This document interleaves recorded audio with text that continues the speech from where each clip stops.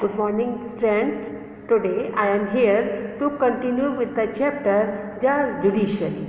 Children, here I want to tell you that in the previous video I discussed with you about the composition of Supreme Court and the appointment of the judges, term of office and removal, and their salary and allowances.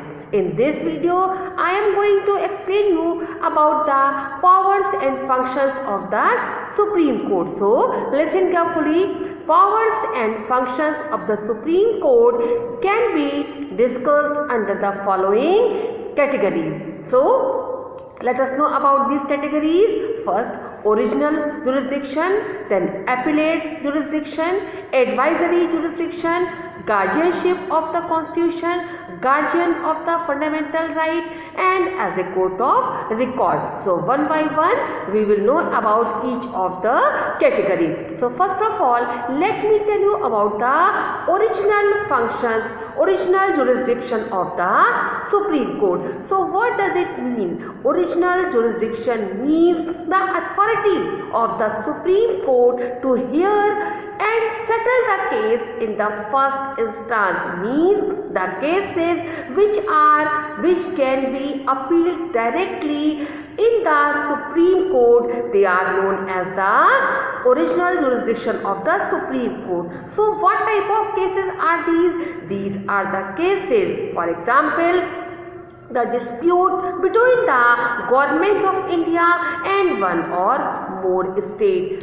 Second, between the Government of India and one or more state on one side and one or more states on the other side. Then the dispute, if it occurs between the two or more states. So these type of cases can be appealed directly in the Supreme Court and they are settled in the Supreme Court in the first instance. Okay, the Supreme Court has the authority, has the exclusive power to interpret the Constitution if just dispute occurs between two or more states just related to some justiciable right. If the states means, what does it mean? If the states are having dispute and this dispute is related to the justiciable right, then here the interpretation of the Constitution is required and that interpretation can be done only by the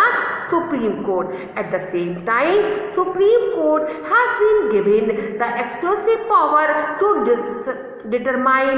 decide the constitutional validity of union laws.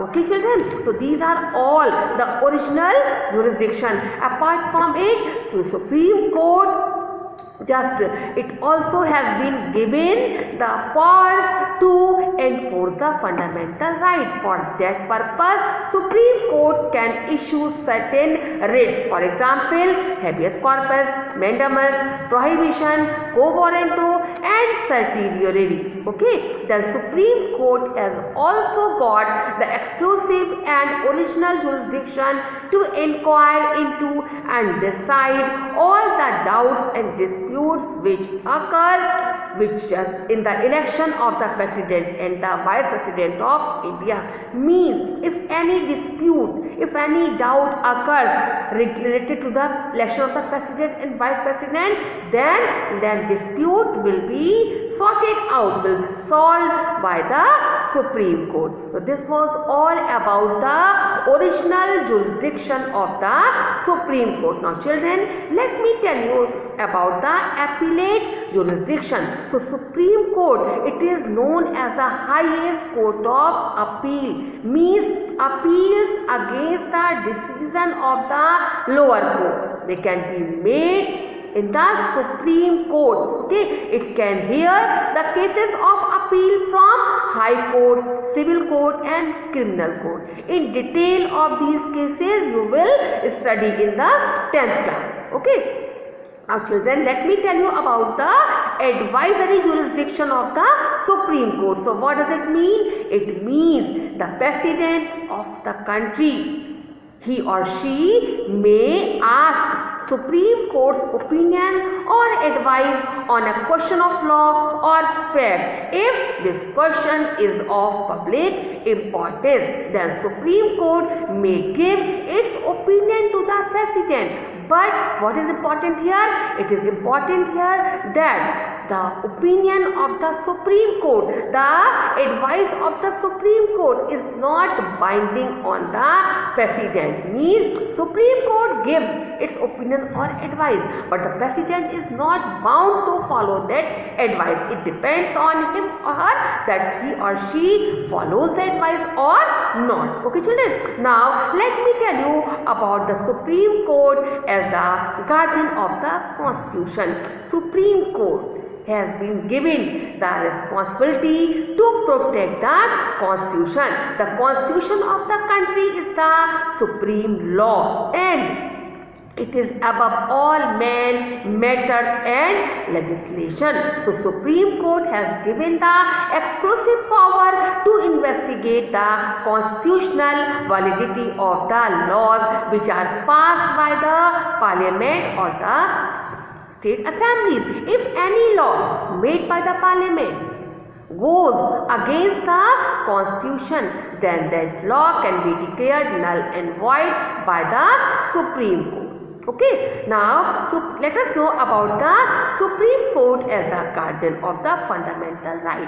As a citizen of the country, as a citizen of India, we all are given some fundamental rights by the Constitution. If we are not able to utilize, to use our fundamental right, if our fundamental right has been violated by any individual, by government or by any institution, then we have the right to move to the Supreme Court for the protection of our fundamental right, and for that purpose Supreme Court can issue certain writs to enforce the fundamental right which I have discussed with you right now. Okay, now children, let us know about the one more function of Supreme Court. Supreme Court as a court of record. What does it mean? It means Supreme Court is also a court of record. It means its judgment, its decisions are recorded for evidence, and its decisions, its judgments are used by the subordinate courts as the precedents, as the examples, and Supreme Court has the power to punish anyone if the person is making its fun, its content. So Supreme Court has the power to punish that person for. Okay, so this is all for today. In the next video, we will discuss about the independence of the judiciary, as well as we will know about the High Court also. Till then, have a good day.